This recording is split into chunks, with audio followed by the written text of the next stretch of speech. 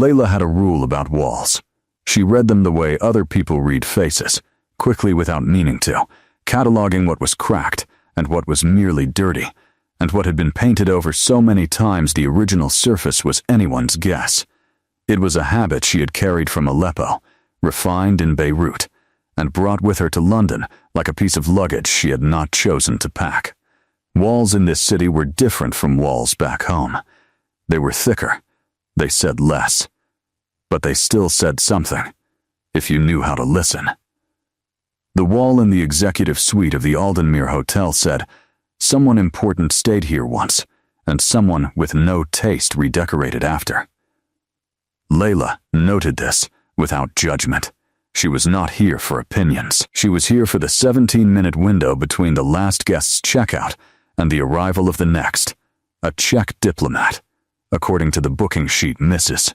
Farrow had shown her this morning, though Layla had learned not to read the names too carefully. Names in hotel registers were fiction. The rooms were the truth. She set her caddy on the bathroom counter and worked inward from the door, the way she always did. Bathroom first, then surfaces, then the bed last. She had tried explaining this logic to the newer cleaners once, how the bed was the most intimate thing in a room and should be approached only after everything else had been made clean, and they had looked at her as if she'd said something strange. She had stopped explaining after that. The suite was large.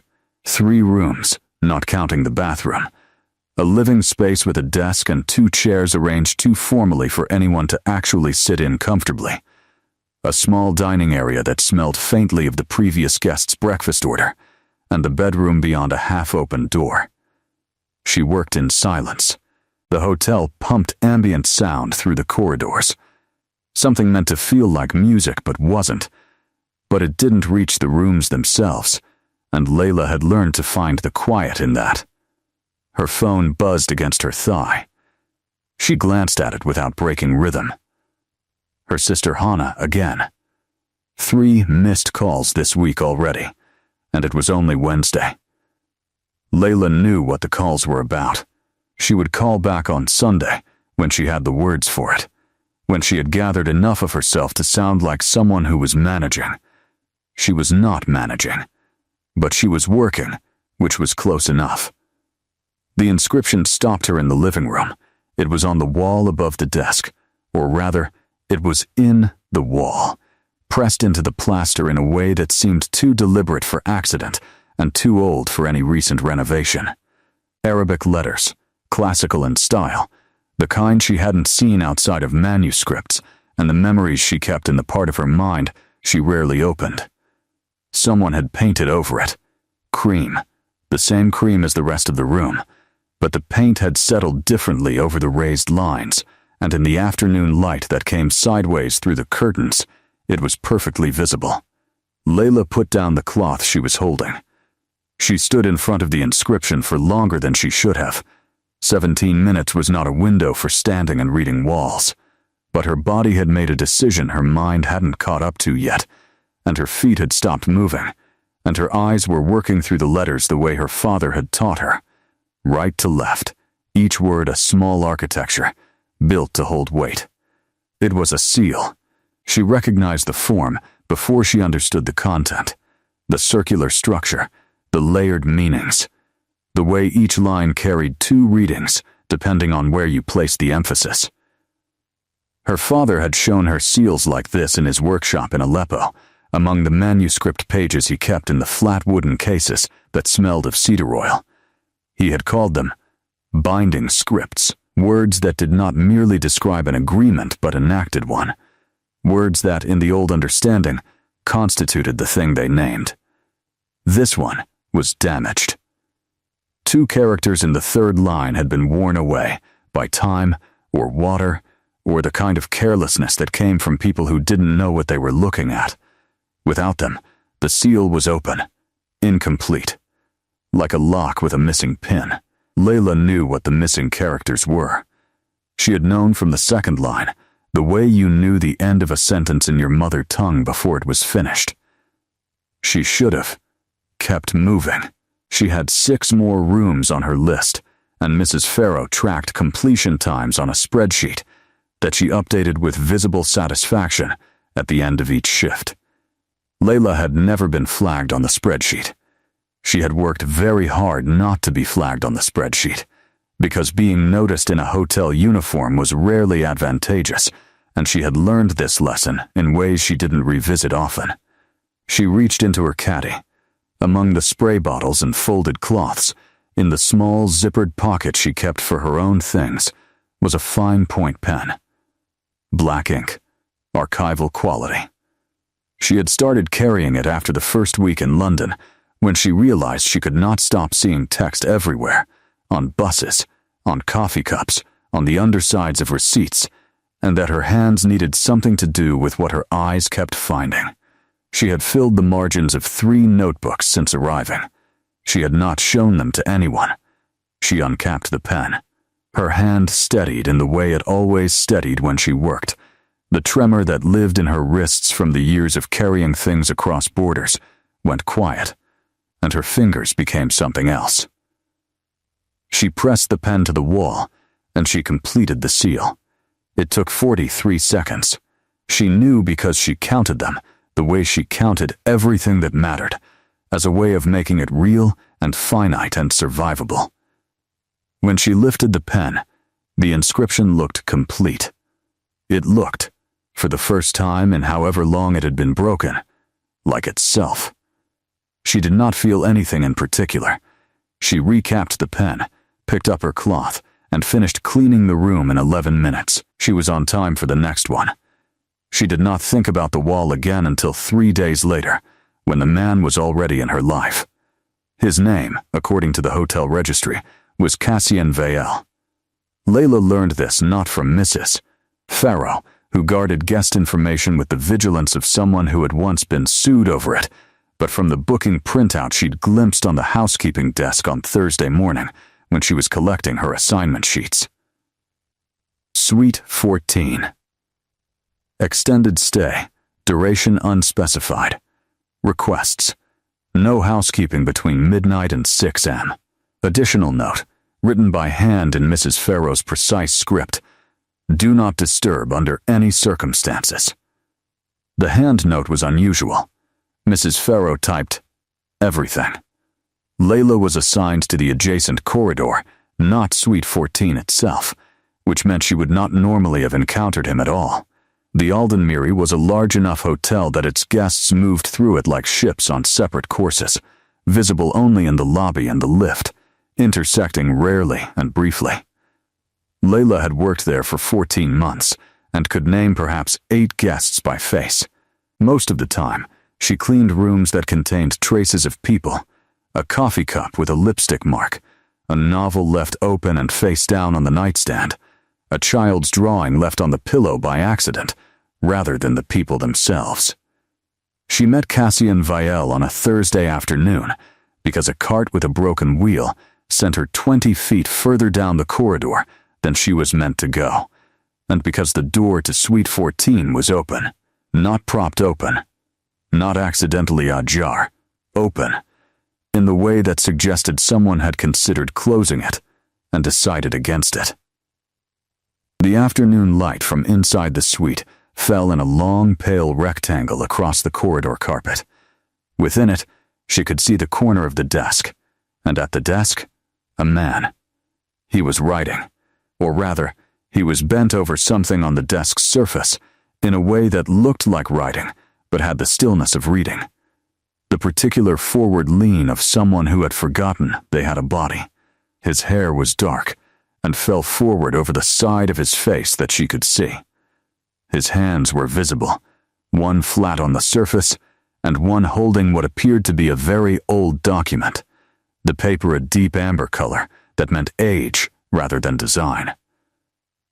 Layla's cartwheel caught on a seam in the carpet at the edge of the light rectangle and produced a sound like a small animal's complaint. The man looked up. She had expected him to look irritated. Extended stay guests in Suite 14 categories were rarely pleased to be reminded that the hotel had staff.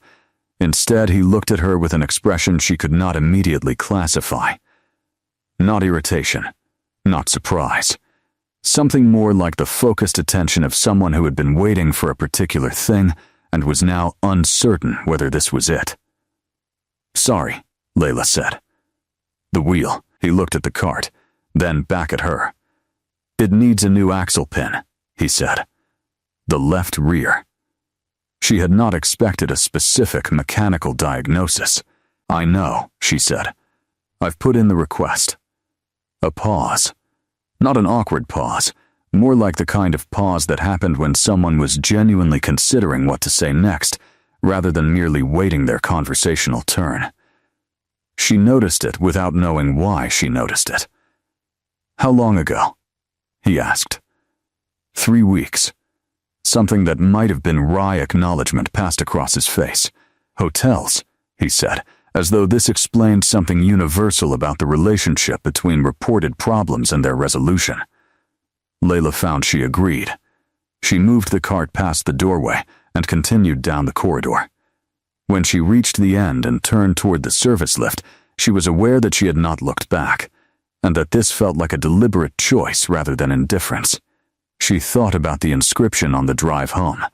She had not thought about it since completing it, had in fact carefully not thought about it, because thinking about it would require examining why she had done it, and examining why she had done it would require acknowledging certain things about the state of her hands and her mind that she was not prepared to acknowledge on a Thursday. The completed seal. The old words made whole again. Her father's voice, years ago, saying, "A binding script is not a piece of writing, Layla. It is a door. You do not leave a door half open." She had left many doors half open. She had left several entirely behind. She called Hannah on Sunday, as planned. The call lasted 40 minutes and covered their mother's health, the price of the flat Hannah shared with 3 other women in Manchester, and the job interview that Layla had applied for, a calligraphy and manuscript conservation position at a small museum in the East End that she had told no one about except Hannah, who could be trusted with the version of Layla that still wanted things. She did not get the job. The email arrived Monday morning while she was eating toast over the sink, and she read it twice with the careful attention she gave to things that required her not to react, then closed her phone and finished the toast and went to work.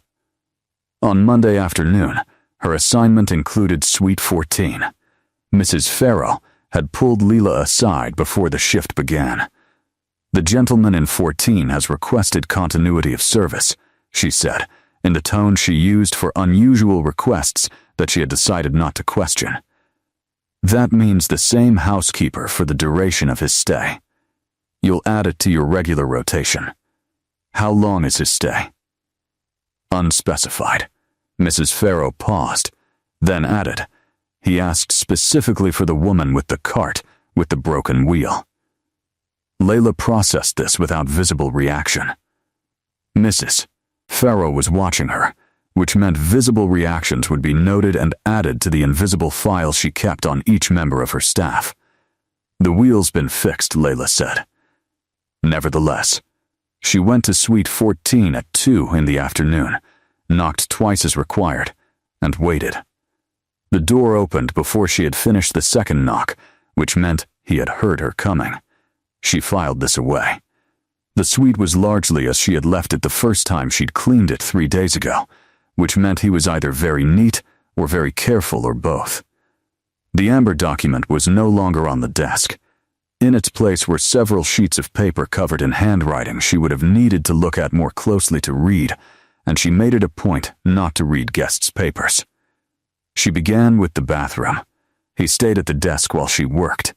She could feel him not watching her in the particular way that people who were actually watching you learned to perform, the body angled away, the attention ostensibly elsewhere. She had been watched in exactly this way at border crossings and police checkpoints and the offices of various agencies, and she knew the texture of it. His version was different. There was no threat in it. It was more like she searched for the word curiosity, in the purest sense. the observation of something that had become interesting. She was stripping the bed when he spoke. The inscription above the desk, he said. Did you see it when you cleaned this room last week? Layla tucked a corner of the fitted sheet. Yes. Did you read it? Yes. Silence. She moved to the next corner. Can you read classical Arabic script? He asked, not skeptically, as though the answer were information he needed to organize properly. My father was a calligrapher. She said it the way she said most things about her father now, flat, factual, in the past tense that felt like a door that had been properly closed. He taught me to read manuscripts, old forms. Another silence, longer. She heard him set down his pen. The inscription was damaged, he said. When I arrived, 2 characters in the 3rd line were missing. Layla finished with the bed and moved to the curtains. I know. They're not missing now. She straightened the curtain rail. No. You completed it. Not a question. She turned to look at him. He was facing her fully now, the papers on the desk ignored, his hands resting on the surface, in the position of someone who had decided to stop pretending they were doing something else. He looked, in the afternoon light, precisely as he had looked in the corridor, contained, attentive, and somehow wrong in a way she hadn't found the right word for yet. Not wrong in the sense of threatening, wrong in the sense of misaligned, like a piece of music played in the correct key but the wrong century. You completed a binding seal, he said in a hotel suite, with what appears to be an archival pen, in 43 seconds. She looked at him for a moment. I counted differently. I counted more carefully. She picked up her caddy. Is there a problem with the room, sir? I can come back at a different time. No, he said. There is no problem with the room. A pause. There is a considerable problem with the seal. She stopped.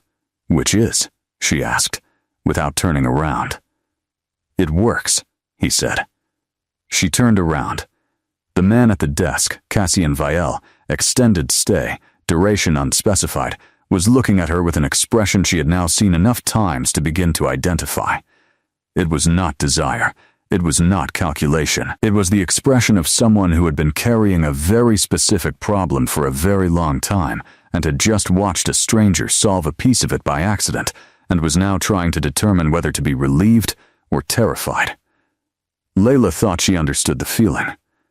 What was it sealing? She asked. He was quiet long enough that she thought he wasn't going to answer.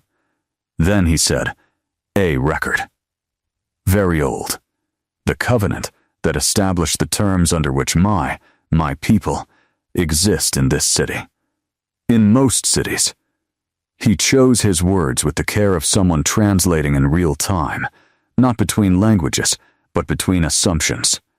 It was written in that script because the woman who wrote it believed that certain languages hold meaning in ways that others do not, that the act of writing something in the correct form is not a representation of an agreement, but a component of it.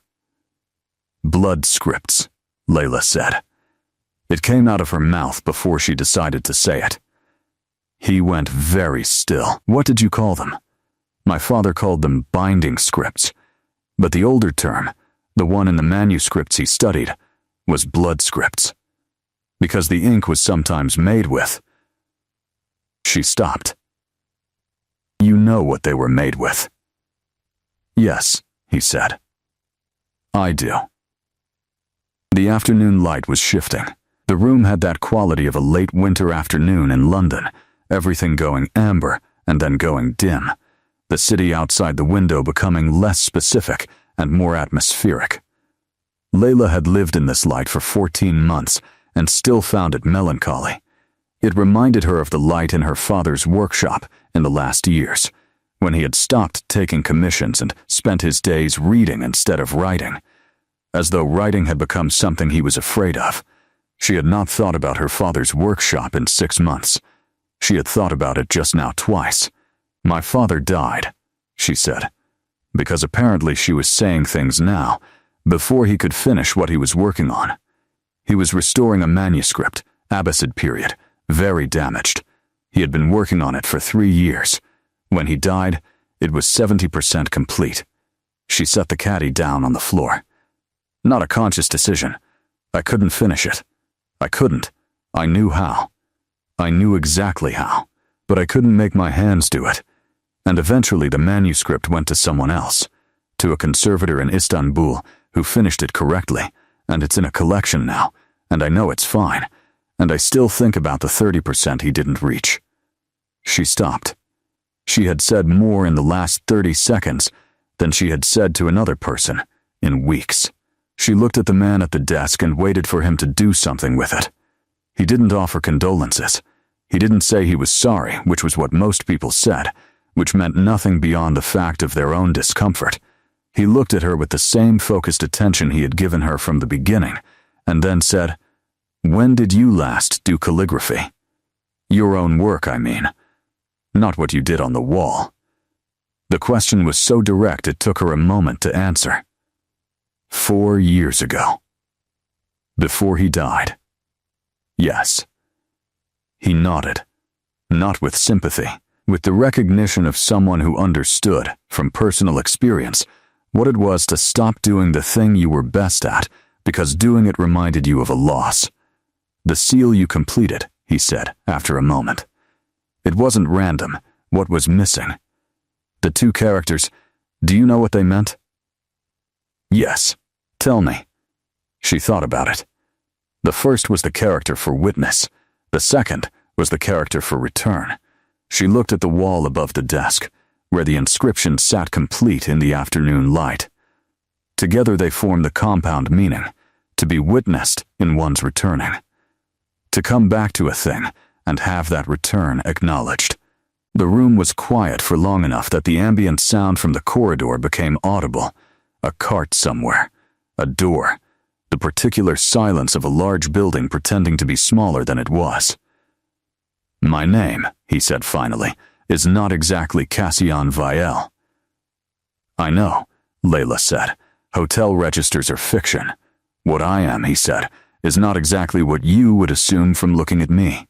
She thought about the quality of his stillness, the way he had heard her footsteps before she reached his door. The amber document that had the color of paper made in a century she was technically old enough to know about, but had never seen in person. The precise count of 43 seconds. "No," she said. "I don't think you are. Does that concern you?" She considered this honestly. Her father had believed that the act of writing was a form of listening, that to write something correctly was to have heard it correctly first. She had spent 4 years not writing, and therefore, by her father's logic, not listening to anything. She had completed a binding script today in 43 seconds, without thinking, driven by something that felt less like decision and more like the restoration of an interrupted sentence. "Ask me something else," she said. He almost smiled. It was not quite a smile, more the movement that preceded one, arrested at the point where it might have committed to something. "Will you come back tomorrow? I'm assigned to this room for the duration of your stay," she said. Mrs. Farrow's instructions. "That isn't what I asked." She picked up her caddy. "Tomorrow at 2, she said. "Same as today." She left without looking at the inscription again, but she knew what it said. She had always known what it said. The witness. The return. And the fact that you could not have one without the other. His name, his real name, the one that had weight, was Cassian of the House of Vielle, and he had been in London for purposes that had nothing to do with the inscription. The inscription was an accident of 14 years ago, when the suite had been used for a different kind of meeting entirely, and a document had been pressed against the wall in a moment of urgency that had left its impression. He had not known it was there until he arrived 3 days ago, and felt the specific unease of a seal that had been sitting incomplete for over a decade, open at the top like a chimney drawing air in the wrong direction. He had intended to repair it himself. He had not intended for a hotel housekeeper to beat him to it in 43 seconds with an archival pen from her apron pocket. Cassian sat at the desk after she left and looked at the wall for a long time. The seal was correct, not approximately correct, precisely, flawlessly correct, with the specific weight of strokes that came from someone who had been trained in the form rather than the meaning, who understood the architecture of the script before they understood what it was building. The characters for witness and return sat in the third line exactly as they should have sat, the pressure of each stroke revealing someone who had learned to write with their whole forearm rather than their wrist. She had not known what she was completing, or she had known and had done it anyway, which was a different kind of knowledge. He thought about what she had said about her father, the 30% unfinished, the 4 years of not writing. He recognized the shape of that particular grief, the way it was not grief for the person, exactly, or not only, but grief for the version of yourself that had existed in relation to them, the self that had been a student, or a daughter, or someone who believed that the work would continue because there was always more time. He had been carrying a different version of that grief for considerably longer than 4 years. Cassian opened the drawer on the left side of the desk and removed a second document. This one was newer than the amber-paged covenant, only 120 years old, which made it essentially contemporary in his reckoning. It was a deed of sanction, issued by the House Council of the Western Territories, authorizing the continued existence of the London Accord, the agreement that allowed his kind to remain in this city without the concealment and violence that characterized their presence in cities that did not have accords. The deed required renewal every 50 years. The last renewal had been signed by his predecessor, a woman called Vera, who had managed the London interests for 3 centuries before her death in the Second World War, and left behind a governance structure that was held together by personal loyalty to her memory rather than any formal mechanism. 50 years was almost up. The renewal required a binding script that 7 of the 8 council houses would authorize. 5 had authorized it. 1 was abstaining on procedural grounds that everyone understood to be political. And 1, House Morin, the oldest house in the Western Territories, whose head was a man called Drevin, who had known Vera personally and had not forgiven Cassian for the manner of her succession, was refusing outright. Without House Morin's seal, the accord was void. Without the accord, London became contested territory, and contested territory, in his experience, was a euphemism for the kind of violence that left marks in the historical record that humans later called unexplained. He needed to speak to Drevin. He had been trying to speak to Drevin for 8 months, through channels both formal and informal, and Drevin had been declining with the particular fluency of someone who had been alive long enough to have refined avoidance into an art form. The inscription on the wall, completed in 43 seconds by a grieving calligrapher who had been sent to clean his room, was the seal of the covenant that predated the accord by 600 years. It was the original agreement, the founding document, and it was now whole for the first time in 14 years. Cassian looked at it for a long time. Then, he picked up his phone and called his second, a woman called Rhea, who had been managing his London affairs for 30 years and who held opinions about his judgment with a directness that he had learned to value precisely because it was uncomfortable. "There is a woman," he said, when she answered. "There is always a woman," Rhea said. "It's never the good kind of news when you lead with that." "She completed the Vael Covenant seal," he said. "In 43 seconds, with an archival pen." A pause. "That seal has been open for 14 years. I know. I tried to fix it in 2019 and nearly caused a ward collapse. I know. Who is she? A hotel housekeeper. A calligrapher trained by her father, who apparently taught her old forms. She's Syrian, refugee status, has been in London 14 months. He paused. She knew the term blood scripts. She used it naturally.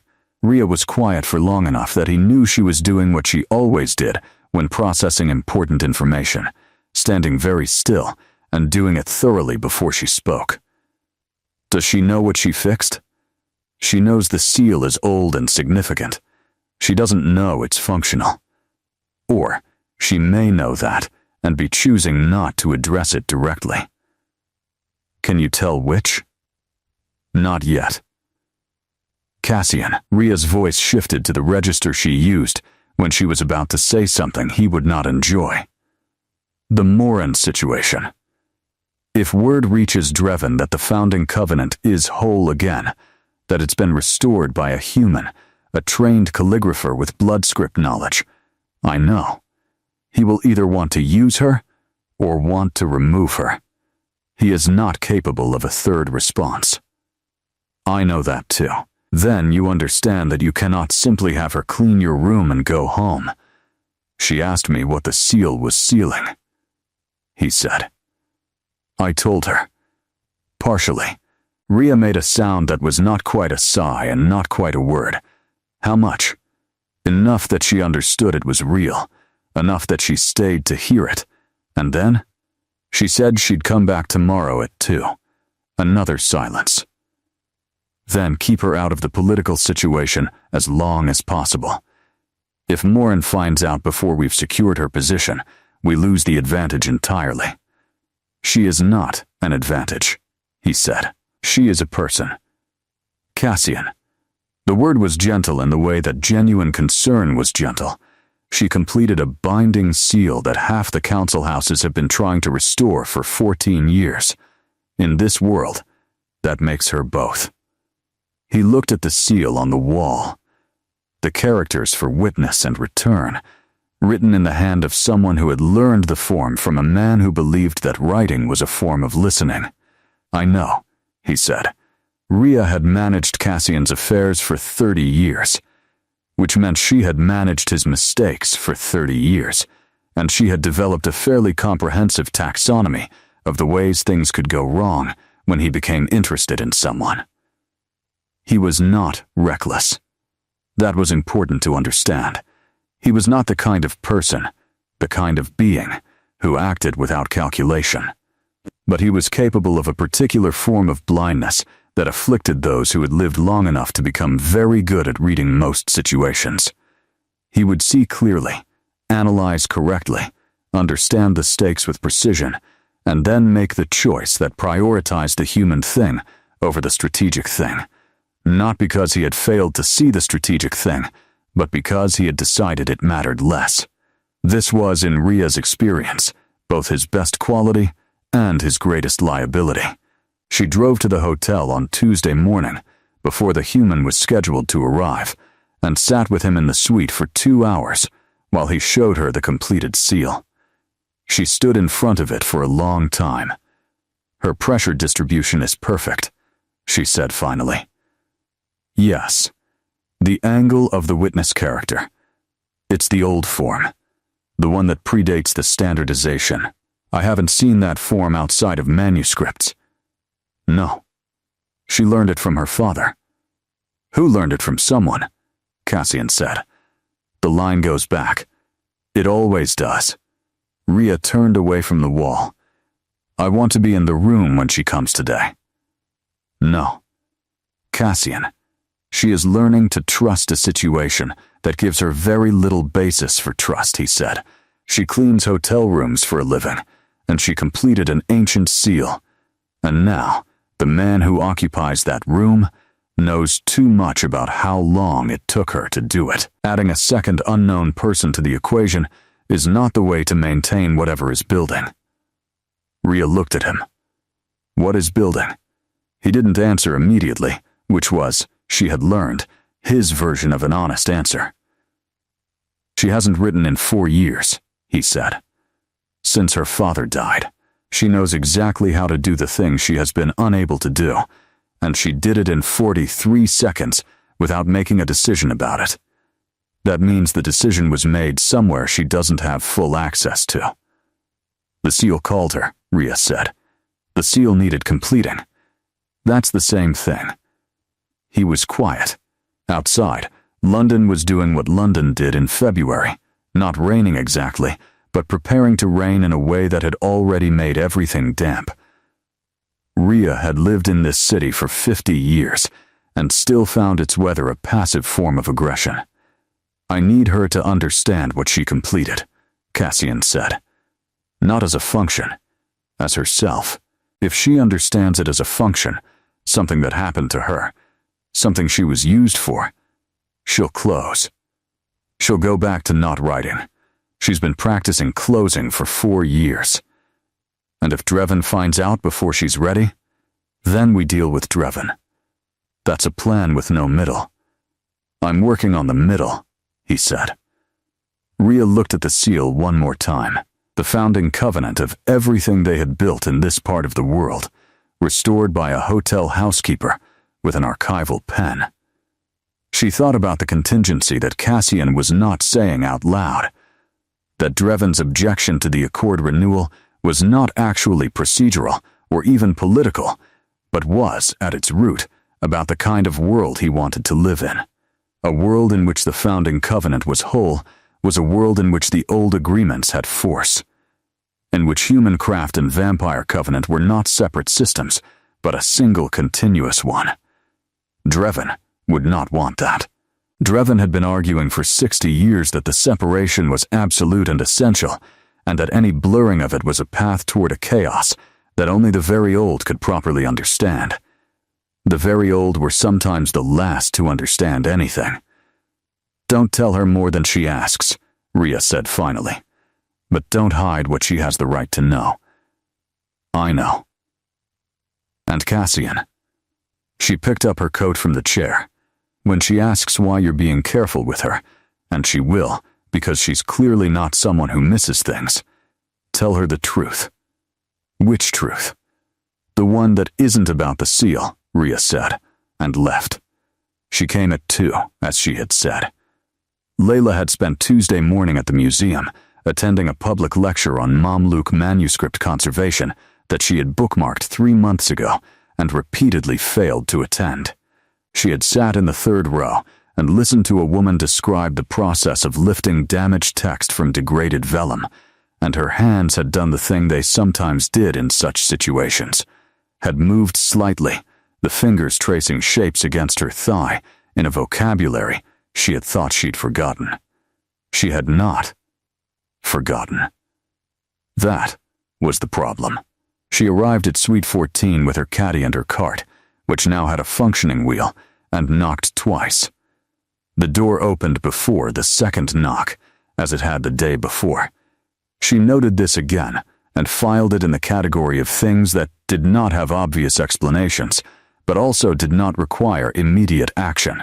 Cassian was at the desk, as he had been before, but today there were more documents, not scattered but organized in a way that suggested a system, the kind of ordering that came from dealing with paperwork across a very long span of time.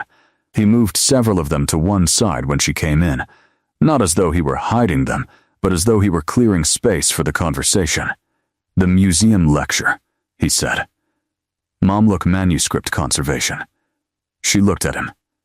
How? I didn't know specifically. I knew you'd gone somewhere.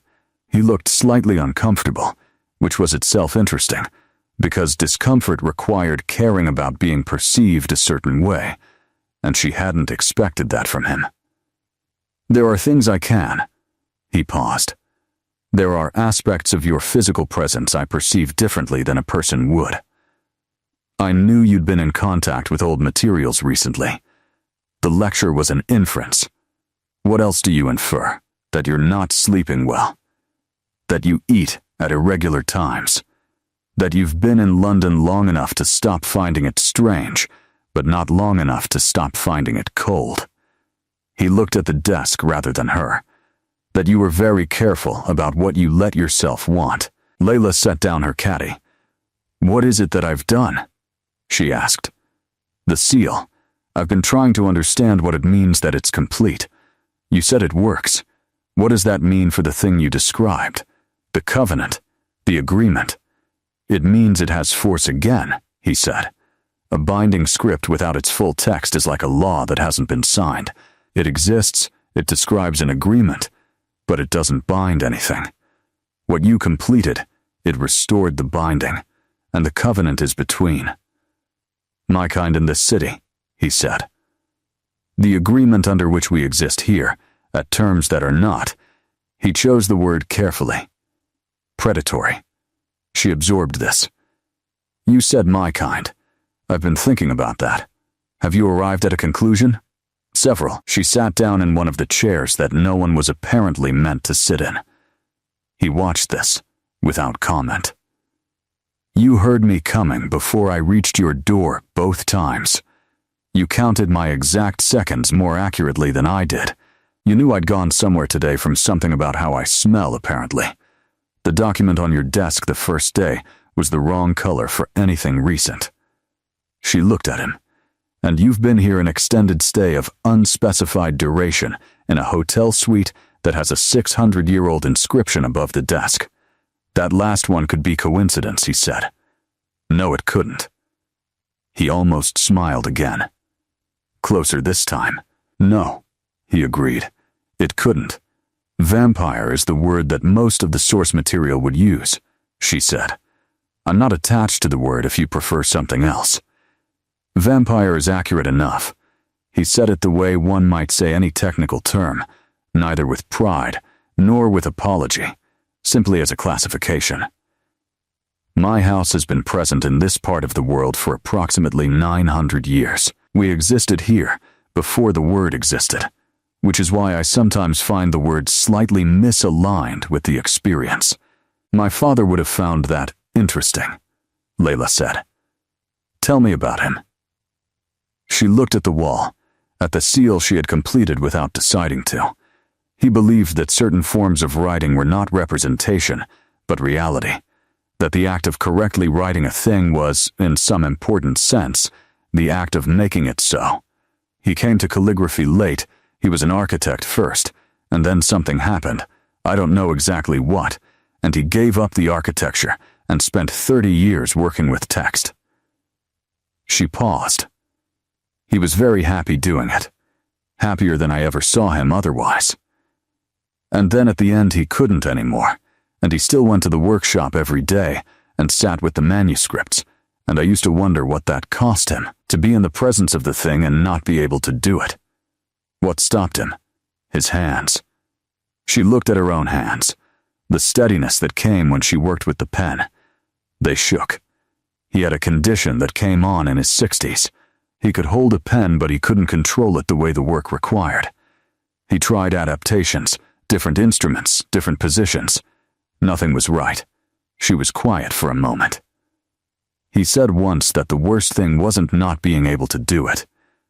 The worst thing was knowing exactly what it should look like and not being able to put it there. Cassian was looking at her with an expression she now recognized as the one he wore when something she said meant more to him than she had calculated. I haven't said that to anyone, she said. I don't know why I keep telling you things. Perhaps, he said, because I asked. She looked at him. It was such a simple answer that she didn't have an immediate response for it. The people around her, Mrs. Farrow, Hannah, the neighbors in her building who said hello and moved on, did not ask.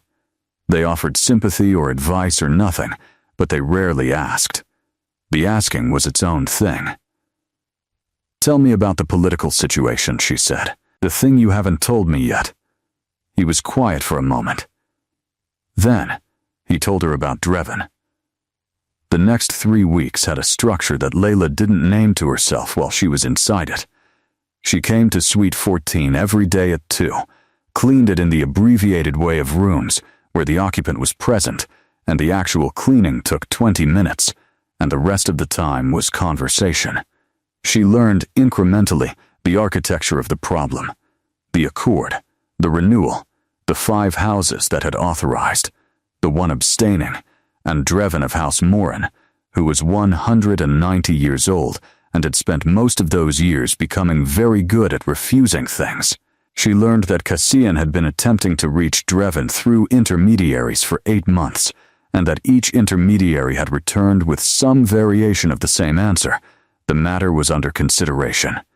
She learned that under consideration, in the lexicon of very old political beings, meant that Drevin had made a decision and was choosing the timing of its announcement with the care of someone who understood that anticipation was its own form of leverage. She learned that the founding covenant, the one she had completed, was relevant to Drevin's position, because Drevin's objection was not, at bottom, about the accord itself. It was about the principle the accord rested on. The covenant asserted that the relationship between Cassian's kind and humans was a bounded agreement, with terms and witnesses and obligations on both sides. Drevin did not believe in bounded agreements. He believed in hierarchy, which had a different grammar. "He's not wrong about everything," Cassian said one afternoon, 3 weeks in, when they had moved past the formality of the desk and were sitting on opposite sides of the table in the dining area, with the remains of the tea she had taken to bringing with her. "He's right that the accord has weaknesses. He's right that the structure Vera built was personal loyalty more than institutional design. He's right that 50 years is insufficient review period for an agreement of this significance. But," Layla said, "but his solution to those weaknesses is the elimination of the agreement rather than its repair." He turned his cup in its saucer. He believes the older arrangement was more honest, that we were less constrained, and that the constraint has made us worse at what we are. What does that mean for the people here? It means that human beings in this city would return to being. He stopped. "Resources," he said. Layla looked at her own cup. "And he knows about the seal. He knows I'm in London. He doesn't yet know about the seal." He paused. "Rhea believes he'll find out within the week. Your second?" "Yes. I'd like to meet her." Cassian looked at her. "Why?" "Because you've described her as the person who tells you things you don't want to hear, and that means she's the person with the most accurate picture of the situation." She set down her cup. "And because you've been careful about information in a way that's kind but also means I don't have the full picture. I don't make good decisions without the full picture." He was quiet for a moment. "What decision are you making?" "I don't know yet," she said.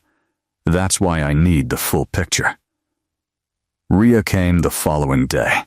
She was not what Layla had pictured. She had imagined someone formidable and cold, and found instead someone formidable and dry, which was different. She shook Layla's hand with the directness of someone who considered the social ritual of handshaking a practical exchange of information and meant to get useful data from it. And then she sat in the chair by the window and looked at Layla with the same focused attention that Cassian had. But where his attention had the quality of someone learning a new language, hers had the quality of someone checking a translation. "You completed the seal," Rhea said. "Yes. Do you understand what that means for the covenant's status?" "I understand it's binding again. I don't fully understand the implications in your political structure. The founding covenant supersedes the accord in order of authority," Rhea said. "If the covenant is whole, the accord doesn't require House Moran's seal to renew. It can be renewed on the covenant's authority alone." She paused, "which is what Drevin is afraid of, which is why, when he finds out the covenant has been restored, he will act. How will he act?" Rhea glanced at Cassian and then back at Layla. "He will want to contest the restoration.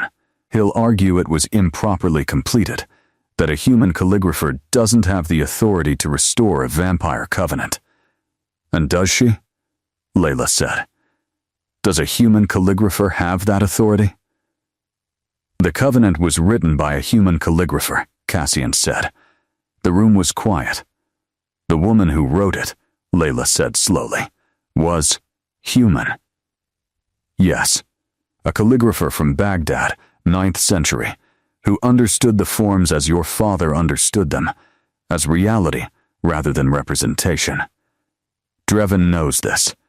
It is, I think, part of what he cannot forgive, That the thing we are built on was built by someone like you. Layla sat with this for a moment. He'll want to discredit me, she said. Personally. Not just the authority question. Yes, Rhea said. He'll look for reasons that your completion of the seal was invalid. Training, lineage, circumstance. She paused. He'll also look at how you came to be here. In this suite, with access to the seal.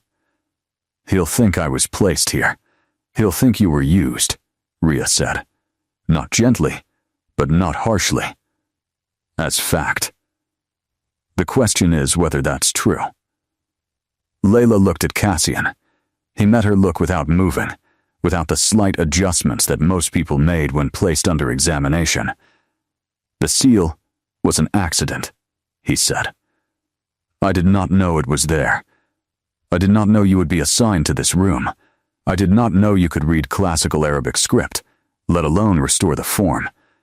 But you kept me here once you knew, she said. Yes. Why? Because the seal needed someone who could understand what they had done. He paused. And because you had stopped writing for 4 years, and you completed a binding script in 43 seconds with complete accuracy, which means that whatever stopped you wasn't incapacity. It was grief. And grief of that kind, he stopped. Say it, she said. Grief of that kind is carried best when someone sees it, he said. Not someone who offers to take it, just someone who sees. The room was very quiet. Rhea, in the chair by the window, had the expression of someone staying very carefully out of a moment that was not hers. Layla looked at her own hands on the table, the steadiness in them, the 4 years of steadiness that had had nowhere to go.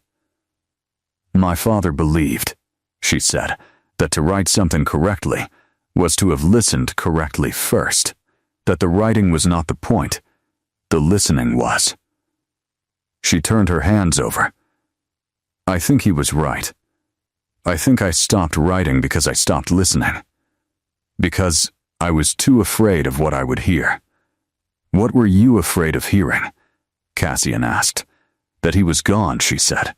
That the work was ours together, and alone it was different. That I was. That what I could do without him was less than what I could do with him. Is it? She thought about the seal. The 43 seconds, the 2 characters, witness and return, written in the old form, the pressure distribution perfect, in a dim hotel room with a pen she had been carrying in her pocket for 14 months. No, she said, I don't think it is. Drevin arrived in London on a Thursday.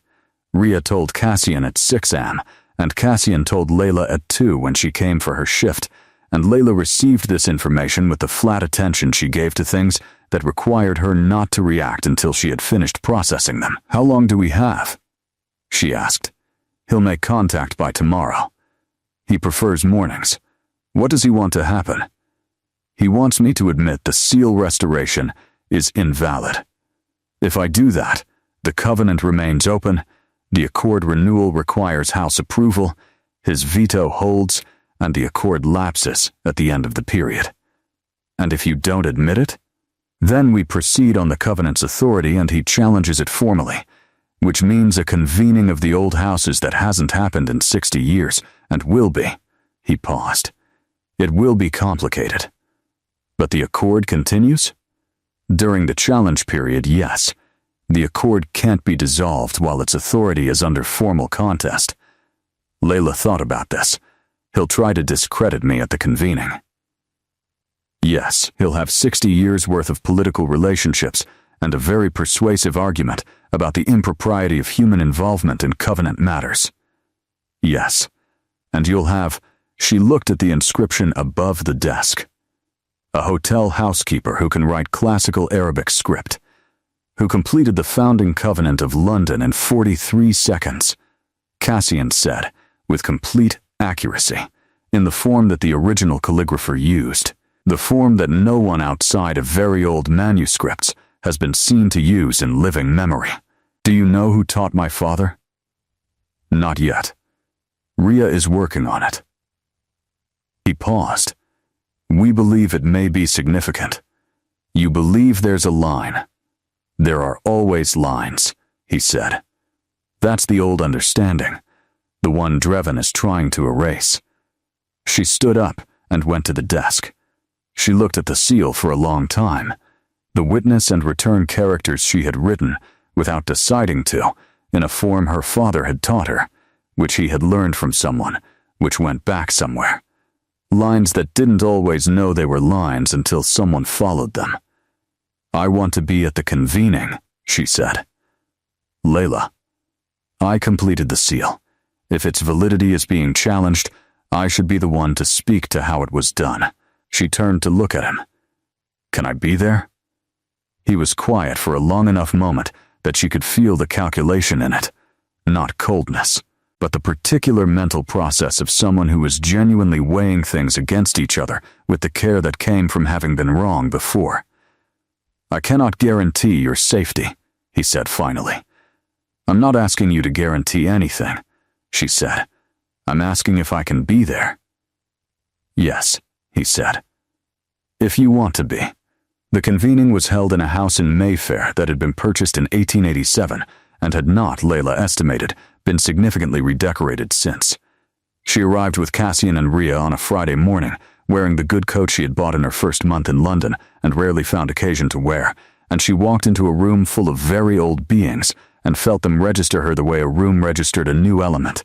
Not hostility, not yet, but the particular attention of those who had learned to notice anything unusual as a matter of survival. Dreven was already there. He was shorter than she had expected, with the kind of face that had once been handsome and had become, over a very long life, something more like a carved record of itself, each expression worn into the surface by repetition. He looked at her when she entered, and she looked back at him, and something in his expression shifted. She had stood in the offices of people who held power over her before.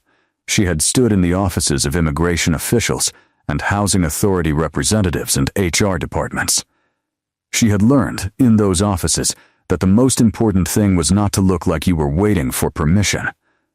You were not there for their permission. You were there for your own purposes. She went to the seat Cassian indicated, and she sat down. The convening had the quality of a formal proceeding that everyone present understood to be, in reality, a negotiation. Dreven's objections were laid out with the precision of someone who had prepared them carefully. The founding covenant could only be restored by a party to the original agreement. Layla was not a party. Her restoration was therefore unauthorized and without effect. He spoke for 12 minutes. He was very good at it. When he finished, there was a silence in which Layla felt everyone in the room assess the weight of what had been said. "May I speak?" she said. Cassian, beside her, didn't move. Rhea, on his other side, had the expression of someone choosing not to stop something. Dreven looked at her.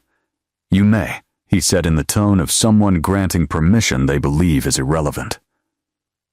Layla set her hands on the table. They were steady. They were always steady now. "The covenant," she said, "was written by a calligrapher named Samira bint Yusuf, from Baghdad, in the year 924. I know this because my father had a copy of the original document, a scholarly transcription made in the 14th century that included a colophon naming her. He studied her work for 30 years. She looked at Dreven. The form she used, the specific construction of the binding characters, the weight distribution, the compound meanings, is not in any published record. It is not teachable from manuscripts alone. It requires instruction from someone who learned it from someone who learned it from someone. She paused. My father learned it from his teacher, who learned it from her teacher. The line is 600 years long. I am at the end of it. The room was quiet. The covenant, she continued, is not a vampire document. It is a document written by a human, binding an agreement between humans and vampires, in a form that requires human craft to be complete. Samira bint Yusuf built that into it, not by accident. She looked at the inscription above the fireplace in this room. She built it in because she understood that an agreement that only one party can maintain is not an agreement. It is a permission. No one in the room moved. I didn't complete the seal for the accord, she said. I didn't complete it for any political purpose. I completed it because it was incomplete, and I knew what was missing, and my father taught me that you don't leave a door half open. She looked at Drevin. But it is complete. And what it says, what it has always said, is that this agreement is witnessed by both sides, and that both sides have the right to return to it. She stopped. She had said what she came to say. Drevin looked at her for a long time. He had the expression of someone who had constructed a very careful argument and had just watched it be entered into a larger context that changed its meaning without refuting its content. He was intelligent enough to know the difference. The line, he said finally, your father's teacher's line. Do you know where it begins? With Samira bint Yusuf, Layla said. It begins with the woman who wrote the covenant. Something moved behind Drevin's expression. Old grief, she thought. The kind that had been packed down for so long it had changed shape. She was not just a calligrapher, he said, more quietly. Samira. She was. He stopped. He had not intended to say that much. I know, Layla said, though she didn't, quite. But she knew the shape of it. She had heard her father speak in that tone about the manuscripts he loved most, not as objects, but as presences, as people who were still there in some form. The convening did not end with Drevin's endorsement. It ended with his abstention, which was, Rhea explained afterward, not the same thing, but was, in this context, sufficient. He would not contest the restoration. He would not authorize the accord either, but he would not block it, and without his active opposition, the remaining houses were sufficient. The London Accord would be renewed. Layla stood in the Mayfair house afterward, while Cassian spoke with the other house representatives, and she looked at the inscription above the fireplace. It was a different covenant, older, different purposes, but it had the same architecture, the same grammar of obligation and witness. She could feel the shape of it the way she could feel the shape of any text she had spent enough time with. Her hands wanted to finish something. She did not quit the hotel. This was a practical decision. Her visa was tied to her employment status, and she had not in 14 months done anything rash with practical decisions. Mrs. Farrow received the news that Suite 14's extended stay had concluded with the equanimity of someone whose spreadsheet had already accounted for it, and reassigned Layla to the third-floor corridor, and the day continued. Cassian found the museum position. He was very careful about how he told her. He did not present it as a gift or an arrangement. He presented it as a job listing that Rhea had identified, and that she might wish to consider for a manuscript conservation role at a private institution that dealt with, among other things, texts from the 9th through 14th centuries. The institution, Layla said. Is it? Yes, he said. It is. It is also a genuine museum with genuine conservation work that requires someone with genuine expertise, and there is no one in London better qualified for this particular role than you. Did you talk to them before showing this to me? I told them that the person I would be recommending had been trained by someone in a direct line from the original calligraphers of several documents in their collection. He paused. I may have omitted how recent her formal employment history was. Layla looked at the listing. The documents in the collection included a partial transcription of a 9th century covenant text. She looked at him. That's not a coincidence, she said. No, he agreed. But the job is real, and you would be very good at it.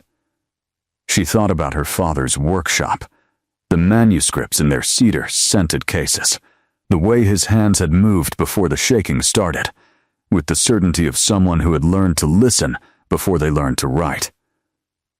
She thought about the 43 seconds, the two characters, Witness and return. She thought about what it was to come back to a thing and have that return acknowledged. "I need to call my sister," she said. "Of course. And I need to think about it." "Of course. And if I take it..."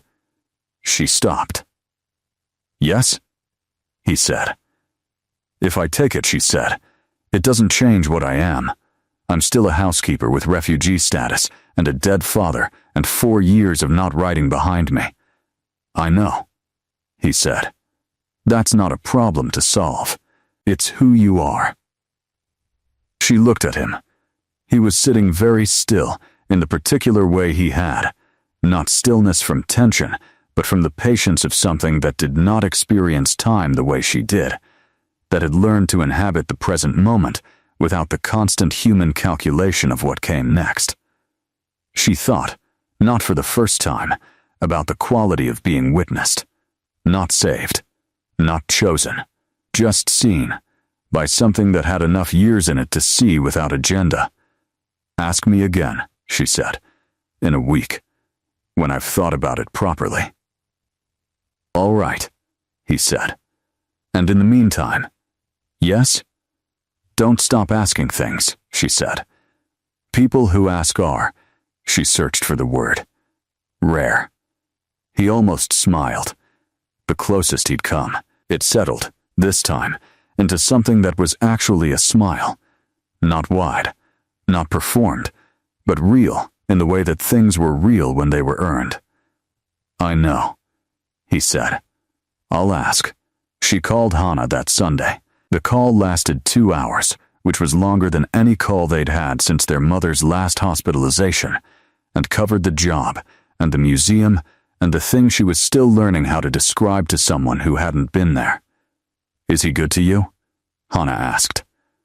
It was a very Hannah question, not is he safe, not what is he, but that specific and practical inquiry. "Yes," Layla said. "He asks things. He doesn't try to fix things." "Baba was like that," Hannah said. "I know," Layla said. "I know he was." She took the museum job.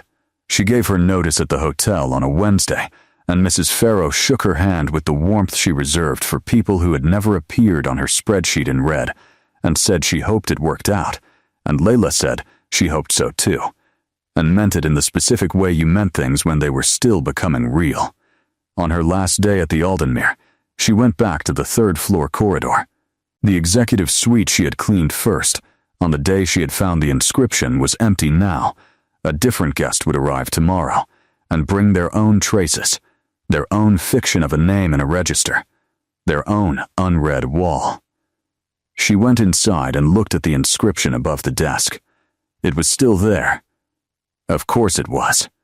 Paint over a raised surface didn't last. Not really. Not when the inscription was pressed into the plaster with the kind of intention that was its own form of permanence. In the last light of the February afternoon, the characters were completely clear. She stood in front of them for a while. Then she took the archival pen from her pocket. She would keep carrying it. She had decided, because some habits were the right ones, and she did not write anything new. The seal was complete. There was nothing to add. She just looked at it. The witness. The return. The agreement that something had been present, and that its presence had been seen. Her father's workshop had smelled of cedar oil and old paper, and the particular dry warmth of a space that was lived in by work rather than by people. In the last years, when he could no longer write, he had sat in it anyway. She had thought, at the time, that it was an act of grief, returning to the place of the wound. Now she thought it might have been something else. An act of acknowledgement, of witness. He had come back. He had sat with the manuscripts he could no longer touch, and perhaps that too was a form of completion. She put the pen back in her pocket. She turned off the light. She left the suite in 17 minutes, which was the correct time, and she closed the door behind her, and she walked down the corridor past the window where London was doing its February thing. Not raining, but preparing to. Everything damp and dim and quietly insisting on its own continuity. Her phone buzzed. A message from Cassian, brief in the way his messages were brief, which was to say precise and without the performance of casualness. The museum sent the contract. "When you're ready." She texted back, "Tomorrow." Outside, the city was doing what cities did, continuing, indifferent, full of walls that held things and people who cleaned them, and agreements written in forms that most people had forgotten how to read. Somewhere in it was a house in Mayfair, where an old man had looked at her, with the expression of someone confronting a grief he had thought was settled. Somewhere in it was a private museum, with a collection that included a partial transcription of a 9th century Covenant text, and a conservation roll that required someone trained in forms that had been passed down in a line she was at the end of. Somewhere in it was a hotel suite with a completed seal above the desk, witnessed by no one at the moment she wrote it, and witnessed now by the fact of its completion, by the fact that she had come back to the thing she had put down, and her hands had known exactly what to do. The evening was cold and specific. The street smelled of diesel and wet pavement, and the particular London cold that had stopped feeling strange 6 months ago and started feeling like weather she lived in. She walked toward the tube station. Her hands were in her pockets, and they were steady, as they had been for 3 weeks now, and she thought about the inscription and the job and her father's workshop and the way a line could be 600 years long and end in a hotel room in February with 43 seconds and an archival pen. She thought about what it was to witness and to return. The train was on time.